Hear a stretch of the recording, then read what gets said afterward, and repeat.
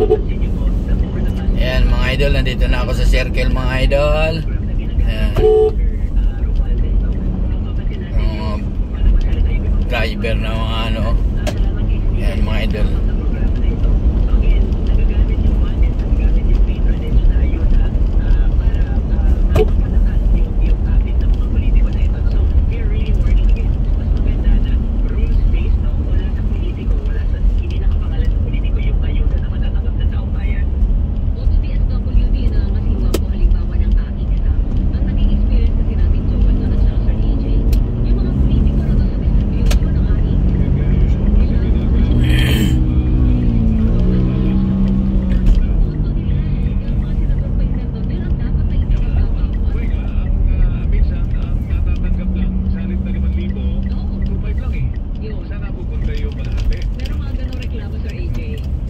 Ganun yan, matik yan, bawas na eh.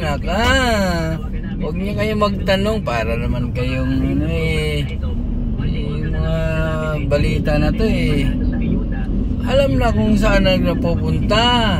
Imbis na 5K ang matatanggap, 3K na lang. Kasi kinuha ni Eddie ang Toki. Ganun yun.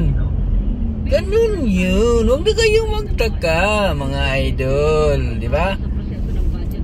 Bakit di niyo sangayunan kasi yung ano, yung panukala ni Senator Marcolita na yung budget na yan na sa AKAP, AX, tupad na idiretso sa mga benepisyaryo na sa bill ng kuryente. Yung ang ganda-ganda ng panukala ni Senator Marcolita pero hindi sinangayunan dahil wala nang makukuhang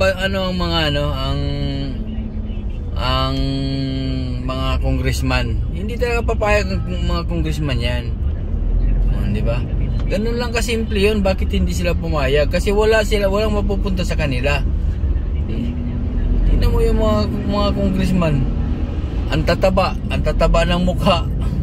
O, di ba mga idol? Ganun yan. Mga sos, nako.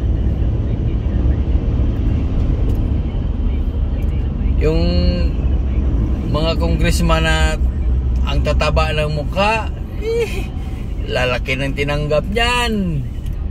Wag na kayong magtaka. Yan o. Balita. Sa balita yan mga idol ha. Wala akong tinutumbok na sa balita lang yan. So for example, nag-lobby po kami ng mas mataas na budget for example sa active transport. So ibig sabihin yung transportation budget natin, hindi siya car-centric, hindi siya naka-cater sa mga may sasakyan kasi karamihan ng Pilipino ay wala namang sasakyan.